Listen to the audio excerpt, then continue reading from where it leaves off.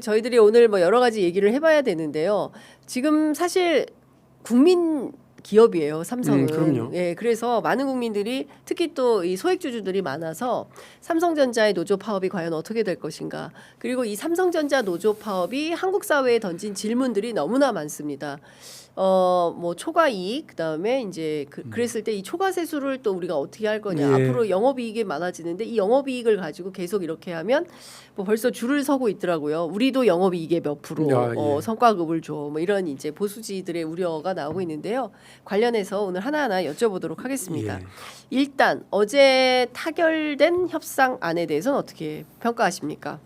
노사 간에 자율적으로 협상에 이르게 돼서 네. 진짜 천만다행이라고 생각합니다. 예. 근데 구체적인 내용을 들여다보고 뭐 이러쿵저러쿵 말들이 나올 수 있겠습니다만 기본적으로 노사 합의 자신들이 스스로 감당하고 감내할 수 있는 내용으로 정리가 된 것이라고 하면 저는 뭐 그 자체로 인정해 주는 것이 맞다. 그러나 아까 우리 장윤선 기자께서 말씀하신 것처럼 정말 숙제는 많이 생겼다 이번 일에. 네. 그래서 과연 이게 맞냐라고 생각하는 분들한테 제가 딱 세 가지 정도의 기준점을 이제 말씀을 드려요.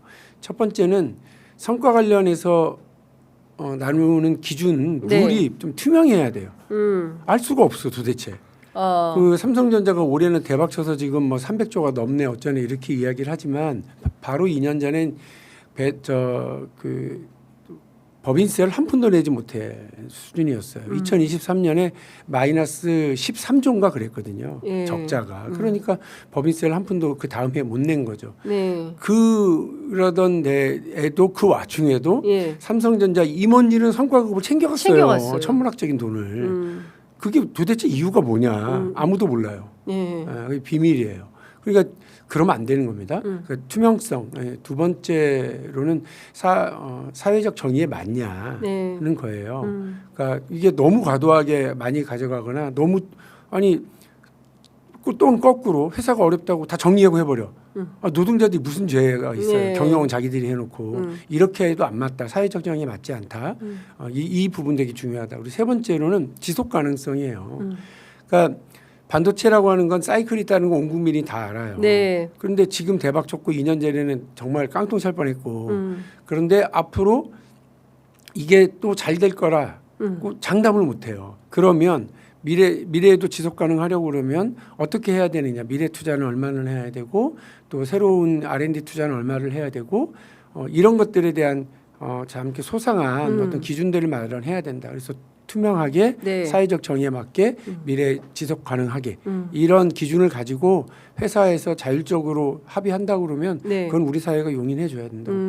그러니까 노동조합에서도 그 점을 가장 강조를 했다는 거예요. 투명성, 공정성. 근데 이제 공정을 너무 이제 사실 이것도 우리가 디테일하게 따져봐야 되는데 왜냐하면 그 문재인 정부 초반에 인국공 사태 터졌던 것처럼. 네. 공정의 기준이 뭐냐 그리고 이제 공동체가 어떻게 나누는 게 바람직하냐 이것은 정부는 정부대로 기업은 기업대로 노조는 노조대로 이제 각자 좀 이제 고민해서 우리 사회가 좀 수기해야 되는 과제가 아닌가라는 생각이 좀 드는데요. 많은 국민들은 그래서 얼마야 여기에 또 관심들이 많은 것 같아요. 그리고 이제 비메모리 DX 분야 거기는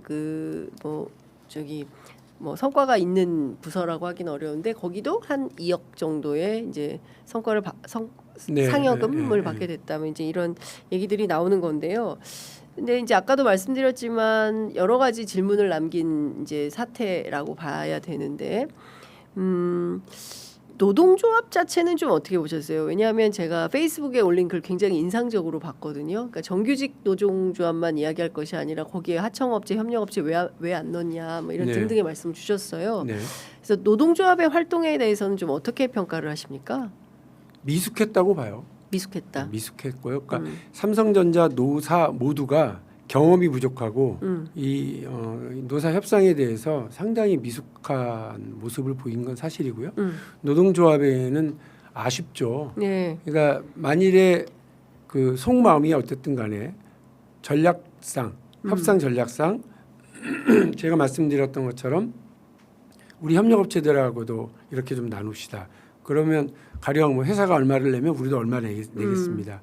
그런 걸 먼저 하고 사내 비정규직들의 복지 수준을 높이기 위해서 회사 내에 뭐를 더 설치합시다. 뭐 이런 제안을 했다든지. 그리고 식당이 너무 비좁고 그분들이 쓸 수 있는 식당이 뭐 이게 별로 없으니까 오히려 그분들 걸 더 늘려줍시다. 혹은 우리가 같이 쓸 수 있도록 뭐 이렇게 해달라라고 이런 걸 먼저 얘기를 하면서 치고 나갔으면 노조 내에서는 욕을 먹을 수 있죠. 야, 우리 거나 잘 챙겨 이럴 수 있지. 그러나 국민들에게 박수 받으면서 협상을 진행할 수 있었을 거예요. 네. 근데 그런 면에서도 미숙하고 실제로 그래요. 뭐 까놓고 얘기하면 노조는 그냥 이익 집단이죠. 예, 그냥 조합주의에 네. 그냥 충실하면 됩니다. 우리 조합원들이 최고야 이렇게 할 수 네. 있습니다. 그러나 삼성전자 노조가 너무 그거를 강조하고 나가면서 안중에 높다 다른 건 네. 이런 식의 태도와 발언들 때문에 국민들이 저 사람들은 나부터 살자가 아니라 나만 살자구나. 그리고 세상에 그 월 200, 300 받으면서 사회생활을 시작하는 청년들이 수두룩 빡빡한데 그리고 일자리를 못 찾은 청년들도 아직도 많은데 어떻게 한 번에 박용진 서울 아파트 값보다도 많은 성과급을 받아가냐 이렇게들 생각하는 사람들이 있을 거예요. 근데 제가 보기에는 이제 그 오늘 아침 출근길에 삼성 그 조합의 협상 결과 SK 하이닉스보다는 0.5%더 많이 그래서 10.5%로 하고 이제 뭐 그 정규직 같은 경우에 메모리 반도체 분야는 이제 6억 8천 그리고 아니다 할지라도 2억. 이게 의원님 말씀하신 대로 위원장님 말씀하신 대로 사실은 꿈에도 가질 수 없는 그런 성과급 아니겠습니까? 평범한 직장인들은. 예전에는 부모 잘 만나면 뭐 이런 얘기들 있었잖아요. 네. 그래서 태어나면서부터 자산 불평등, 기회 불평등 이렇게 맞아요. 있는데 이런 불평등도 또 사람들이 새롭게 생각하겠구나. 맞아요. 근데 이거는 삼성전자 노조에 대한 책임을 묻을 수 있는 건 아니죠. 그러니까 사회적 이런 뭐 그 불평등 구조와 관련해서는 정부의 역할이라는 게 있습니다. 네. 예, 그거를 어떻게 찾을 거냐가 아마 김용범 실장이 고민했었던 예. 고민의 단락이라고 생각을 하고요.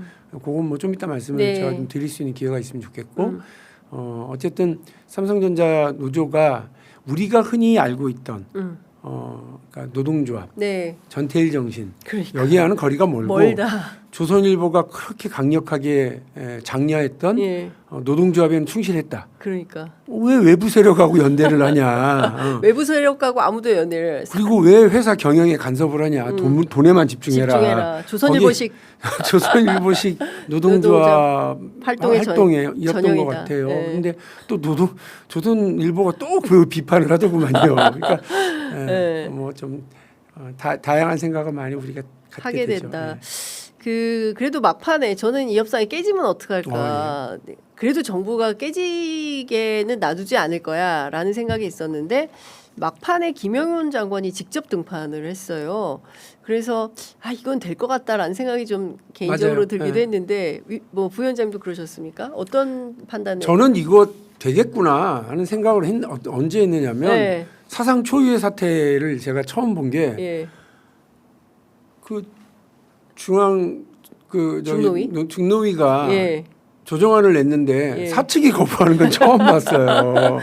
저도 깜짝 노측 아니야? 예, 대체로 노측이 노조가 원래 논란에 걷어차는데. 하는데 이게 뭐야? 예. 생각해 보니까 사측이 노조를 더 압박하기 위해서 한 번 더 네. 이렇게 미룬 게 아닌가. 그리고 어떻게 보면 정부의 직접 좀 중재, 예. 그러니까 이게 주무부처 장관이 좀 예. 등판하기를 예. 만든 거 아닌가. 만일에 제 생각이 맞다 그러면 예.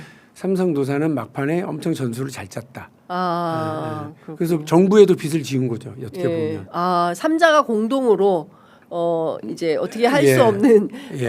일종의 삼각 동맹 같은 걸 만들어 그 사진 한 버리는 컷이 나왔잖아요. 그렇죠. 예. 그래서 노동부 장관이 가운데 있고. 국무위원이 와가지고 직접 예. 이걸 이제 중재를 한 거니까. 예. 그래서 자신들은 일단 중재안을 만족했는데 예. 한 번 더 압박하고 그림을 만들기 위해서 이렇게 끌고 간 거 아닌가 하는 생각을 했고요. 그럼에도 불구하고 김영훈 노동부 장관이 어쨌든 최종 어떤 타협안을 만드는데 중재 역할을 해준 거에 대해서 고맙게 생각하고 만일에 와 긴급조정권 발동하게 됐으면 김영우는 뭐야 막 이런 그 본인은 얼마나 힘들었겠어요. 심리적으로. 그렇죠. 그래서 애 많이 쓰셨다 이런 말씀드립니다. 그러니까요. 민주노총 위원장 철도 파업을 이끌었던 김용은 노동부 장관이 근데 저는 이제 해결사로서 중재자로서의 엄청난 역할을 했다라는 생각이 좀 들고 미숙한 이런 협상을 많이 해보지 않은 분들이어서 또 이런 설득력이 있었나라는 생각도 개인적으로 좀 해보기도 했습니다. 앞으로 삼성 노사 자주 보세요. 얘기 좀 많이 하세요. 현대자동차 노조 협상 들어가기 전에 그 노조에서 이렇게 나오는 워딩들 보세요. 곧 혁명이 벌어질 것 같아요. 그러나 잘 마무리해요. 그러니까 겉으로 서로 이렇게 협상용 엄포를 내놓고 하는 거 하고 달라야 되는데 약속 대련이다. 프로레슬링인 줄 알았는데 UFC로 막 직진해가지고 막 격돌을 하면 관중들이 더 놀래요. 그러니까요. 지금 그런 상황이었던 것 같습니다.